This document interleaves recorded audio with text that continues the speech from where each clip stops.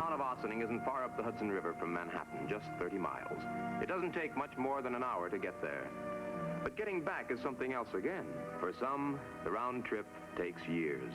For others, an eternity.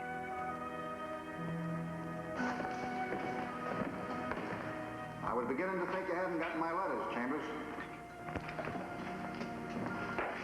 Where's your buddy? Your friend, your pal, Mike Hammer. Told you to bring him along. I didn't tell Mike about your invitation, Stock. That's too bad. You're gonna miss a lot of laughs. All right, Stock. What's on your mind?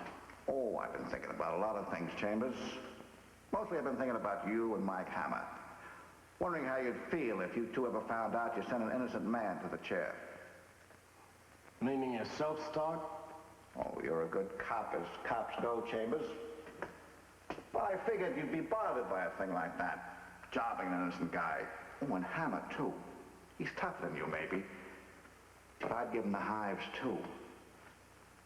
Inside, where a guy can't scratch him. Come on, Stock, let's have it. What's on your mind? What are you building to? Remember a guy named Bennett? Wally Bennett? Yeah, that's the one. You and Hammer nailed him for robbing a supermarket and killing the manager. Went to the chair about 3 years ago. So? Well, what about it? This?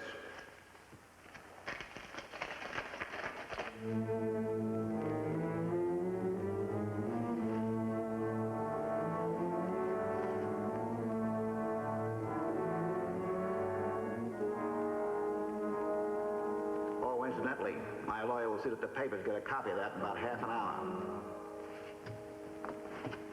You get the message, Chambers? Bennett didn't rob that supermarket. I did. Bennett didn't kill the manager. I did. You and Mike Hammer burned an innocent guy. This is a phony, Stock. Oh, I knew you'd say that. But saying it is one thing and believing it is another. I mean, really believing it, where it counts. This confession is a lie, Stock. It's a lie, and you know it's a lie. You want proof, huh? You want something you can see and touch, something you can hold in your hand. Well, just be patient, Chambers. You'll get your proof. What proof?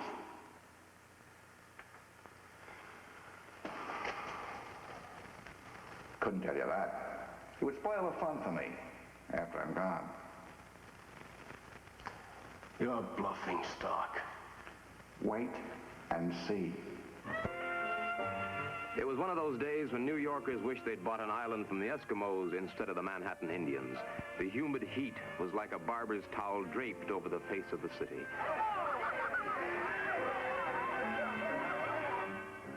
And as long as I wasn't doing anything but sweating anyway, I decided there might as well be some point to it. So I went down to my favorite muscle-bending parlor for a light workout. Mike, I want to talk to you. Yeah, I'll save the next dance for you. What's the matter, Pat? You look a little unglued. Something wrong? I guess you haven't seen the papers.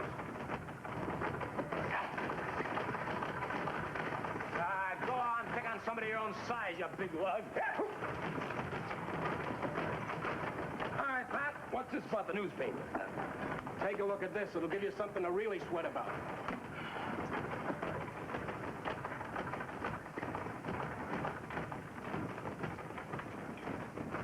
I went up to Sing Sing this morning to see Stark. That's when I found out about it. Pat, you must be getting old. This statement of Stark's doesn't prove a thing. It could have been written by anybody. Including the man who actually robbed that supermarket and killed the manager. Now, wait a minute, Pat. Do you believe this? Do you really think that Wally Bennett wasn't guilty? No, but... But what? Either you believe Stark or you don't. It's not that simple. Why isn't it? Bennett was indicted, tried, and convicted. He was turned down on 3 appeals and denied clemency by the governor. On the basis of our evidence. Of course. Are you saying that our evidence was wrong? I'm saying it could have been. Patrick, isn't it? If you're looking for a job with a gold-plated, hand-engraved guarantee against mistakes, but you're in the wrong business. Take it slow, Mike. You're way off base. Why Stark confessed doesn't necessarily mean the confession is false. No, I guess not. All right, so what are you going to do about it? There's not much I can do. After I came back, I saw the commissioner. As far as the department is concerned, the Bennett case is closed. There's not enough new evidence to justify reopening it. Yeah, but that's not good enough for you, huh? Why? Do you know something more than is here in Stark's statement? Yeah. Stark said he could prove it was on the level. How? I don't know. He wouldn't say. He said the proof had come out after he'd gone to the chair. After he goes, oh, that's cute. He's real cute, isn't he? Well, if Stark's planted a time bomb somewhere, I'd better get dressed and see if I can find him before it blows up in our faces.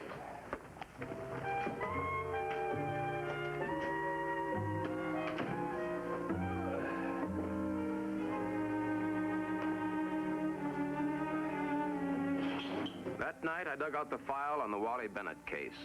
I'd represented the Empire State Food Store chain. The facts in the case were as simple as A, B, C, and added up like 2 and 2. The manager of the Bronx market had surprised a bandit robbing the store safe one night after business hours. The manager had been shot and killed, and the bandit had got away with almost $10,000. Wally Bennett had been the assistant cashier, and everything pointed to an inside job. Aside from the manager, Wally Bennett had been the only one with a key to the market, and he knew the combination to the safe. He didn't have an alibi that held water. It had been so simple, so uncomplicated, until now.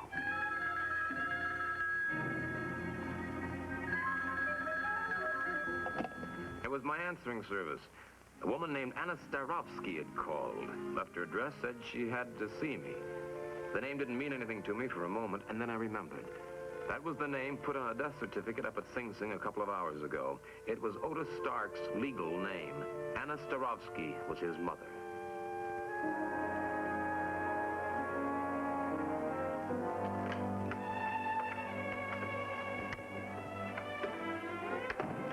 Ma? Sorry I'm late, Ma. I got caught in a traffic jam.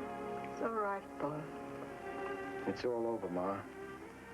Otis is dead. I know. I know. Can I get you something? Fix you up a cup of tea or something?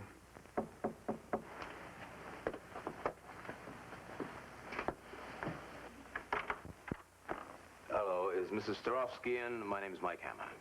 Mike Hammer? That's fine. What are you doing here? Let him in, Paul. I telephone him. Why, Ma? Come in, mister. This is my son, Paul. How do you do? You wait, mister. I give you something.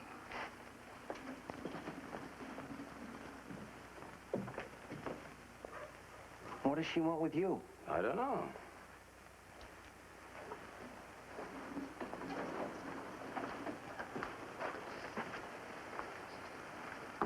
Otis sort of put you and that Captain Chambers on the spot with his confession, didn't he? Yeah, sort of. You don't believe him, do you? Do you? I don't know. You mean you don't know or you won't say? Look, Hammer, I got nothing against you. You just did a job somebody else was going to have to do sooner or later. Uh-huh. Maybe you wonder why I do not cry for my son, mister? For me, Otis died a long, long time ago now, mister. His badness killed him for me, and I cry for him then. Not now. You shouldn't say that, Ma. It's true.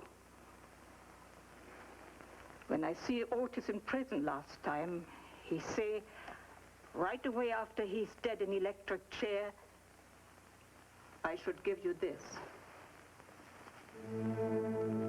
Otis say is gun that killed manager of grocery store in Bronx.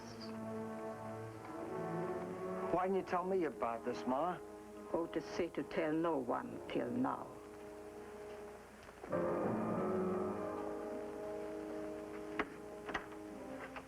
You go now, mister.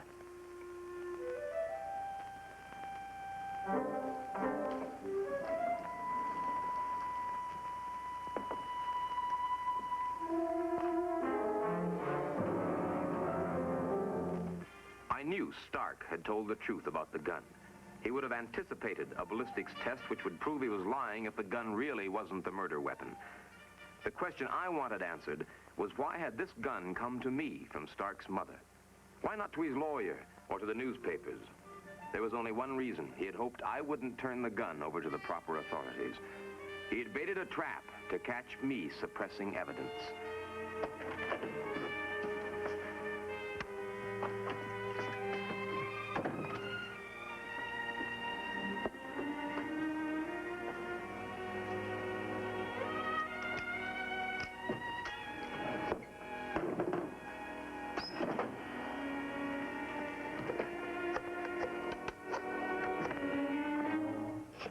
I wouldn't do that if I were you, Mr. Hammer. You remember me, don't you? Of course, you're Wally Bennett's... Widow. That's the word you're looking for, Mr. Hammer. Well, what can I do for you, Mrs. Bennett? Not a thing. Well, what are you doing here? I'm going to kill you. Well... Well, are you going to shoot or not? Maybe you think I haven't the nerve. I wouldn't know. But I hope you have better sense. Well, you can stop hoping, Mr. Hammer. I've thought about this for the last 3 long, miserable years. When I heard about Stark's confession, I made up my mind. Why did it take Stark's confession if you're so sure your husband was innocent? He was. And you and Captain Chambers knew it, but you didn't care. If you could convict him, fine, great. Send him to the chair. Get it all over with. You're as guilty of murdering my husband as if you'd shot him down in cold blood. And there's nothing I can say to convince you that you're wrong. No. Well... Come on. Just a minute. That's better. Oh, you're hurting me. You'll get over it, honey. Now, just sit down over there. Are you going to call the police? Not yet. Just a minute. Have you ever seen this gun before? No. Why? It's the gun that killed the manager of the supermarket. It belonged to Otis Stark. Then that proves that...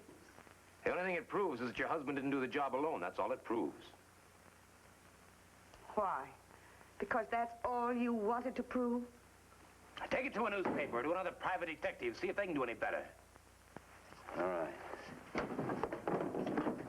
Now, does the name Otis Stark mean anything to you before today? No. Are you sure? Yes.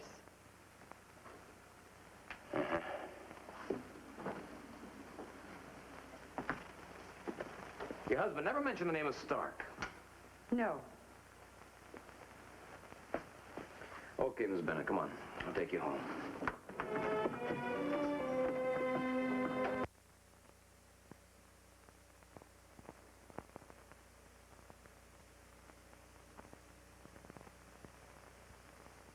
I thought Otis Stark had made this phony confession. I didn't know whether or not she believed me.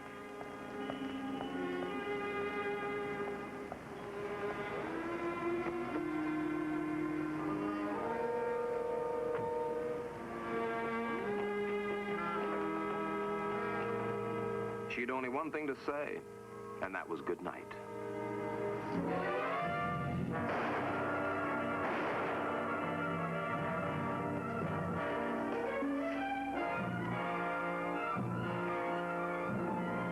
Somebody help that man!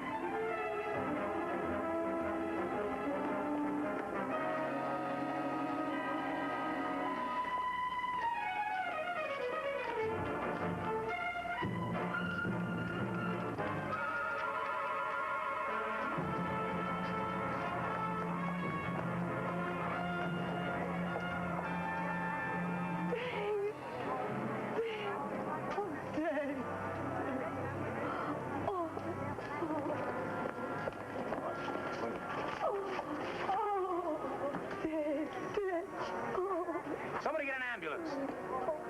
Move! Dave Kendall turned out to be Eve Bennett's brother. He was rushed to a hospital unconscious, but still alive. Eve went with him in the ambulance.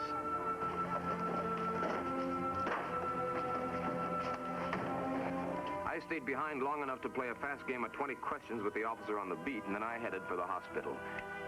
Somehow, the shooting of Dave Kendall was connected with the mess stirred up by Otis Stark's confession. It had to be.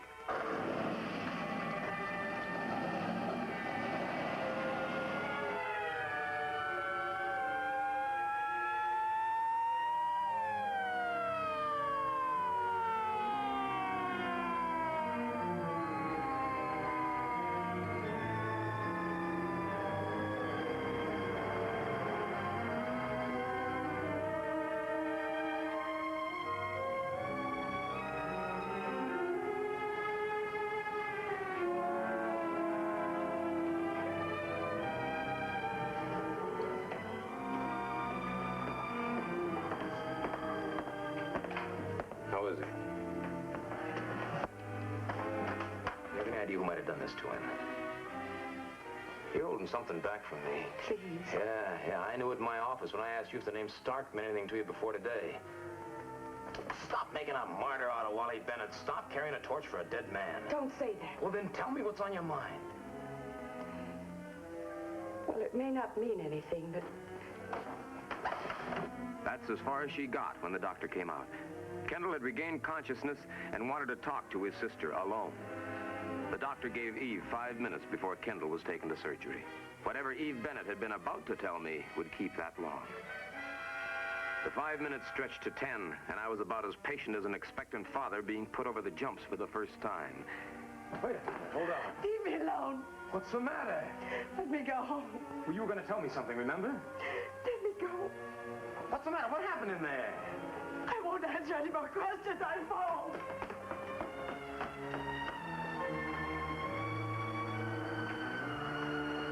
In 30 seconds, I went from feeling like an expectant father to a bridegroom who'd been left waiting at the church.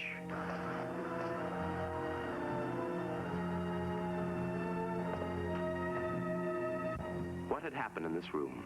What had Dave Kendall said or done? Why had Eve Bennett come out of here frightened almost to the point of hysteria? I decided to wait and ask Dave Kendall when he came out of surgery. And then I found a slip of paper among the things taken from Dave Kendall's pockets. A telephone number had been scribbled on it. It was the same number my answering service had given me, the phone number of Otis Stark's mother.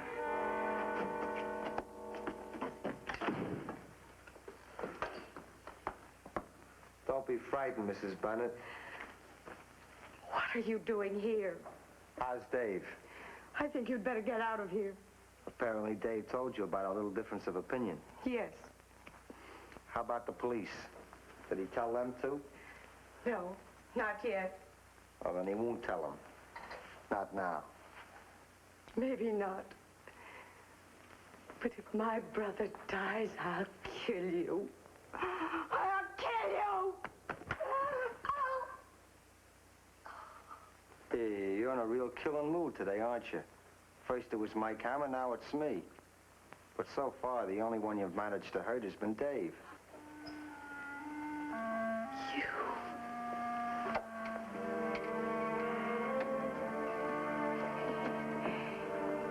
You're the one who tried to kill him.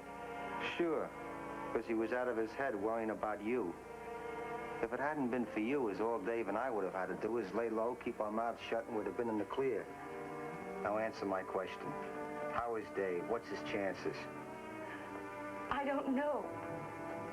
Then make yourself comfortable, because I'm sticking around here till we find out.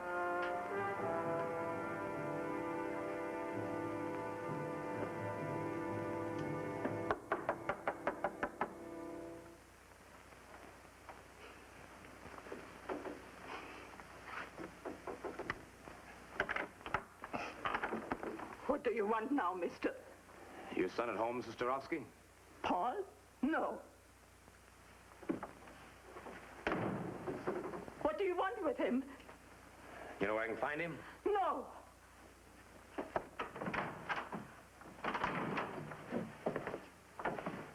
What do you want with him? I want to talk to him about a man named David Kendall. Why? Kendall was shot and badly wounded about 2 hours ago. He had a slip of paper with your telephone number on it. Paul knew nothing about this man. This shooting. You're gone now, mister. Where can I find him? You leave my son alone, mister. Paul is good. You hear it? Good. He's not like his father. He's not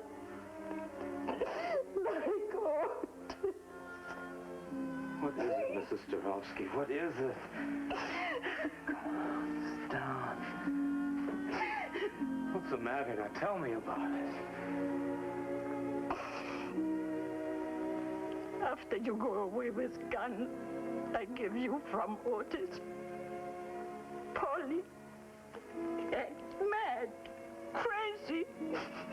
He stomp around, shout and swear, call Otis names. I do not understand. Maybe I didn't want to understand either, but I did. Eve Bennett could tell me if I was right, and she would. I'd see to that.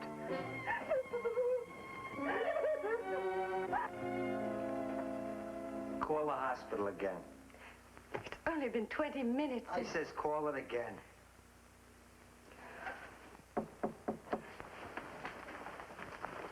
Ask who it is. Who is it? Mike Hammer. Let him in. Find out what he wants and then get rid of him. No. Do as I say. And remember, you talk and your brother goes to the chair.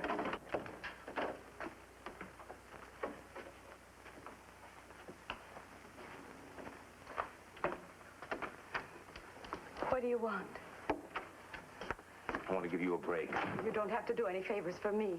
Well, then do yourself one. What do you mean? As if you didn't know. I don't. Well, then hear me good. It's one thing to blind yourself to the truth about your husband, but it's something else again to protect a murderer, even if he is your brother. Dave? Yeah, Dave. He was in on a supermarket job with your husband. That's what he told you in the hospital. No. Your husband, as assistant cashier, had the keys to the store and the combination to the safe. Dave had a friend named Paul Stark, and Paul Stark had a gun, the same gun that killed the manager. Oh, no, that can't be true. That can't be. Yeah, unfortunately, Paul Stark also had a brother named Otis. He told him about the supermarket job, and when Otis was trying to figure out a way to get back at Pat Chambers and me, he remembered it and confessed to it, to try to make Pat Chambers and me think that we had sent an innocent man to the chair. Oh, no, no. Well, I didn't know I was intruding. See if he's wearing a gun. Get moving.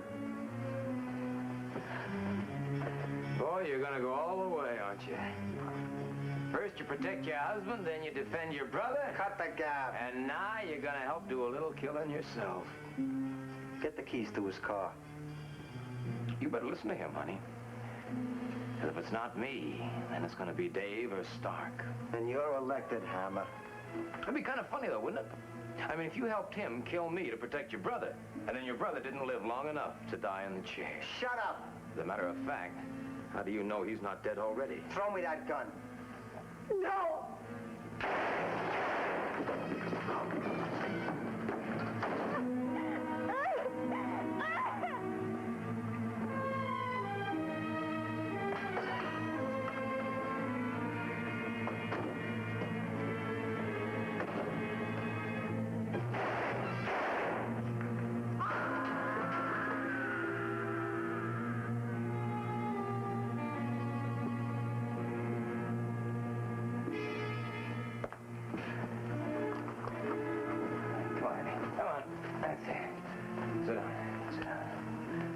You all right?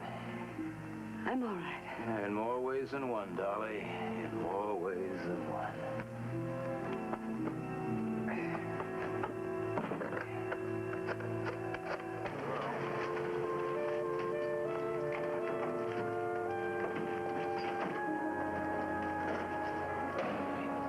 Check with the hospital about David Kendall. He's going to live. Just long enough to die. Well, that's just about all any of us do, isn't it, Pat? Now, can I give you a lift home? No, I've got to see Stark's mother. Got to break the news to her. I'll see you, Mike. Yeah. For me, Otis died a long, long time ago now, mister. His badness killed him for me. And I cry for him then, not now. I had a hunch the same thing applied to Paul Stark. Maybe I should have told Pat that Anna Starovsky was way ahead of him.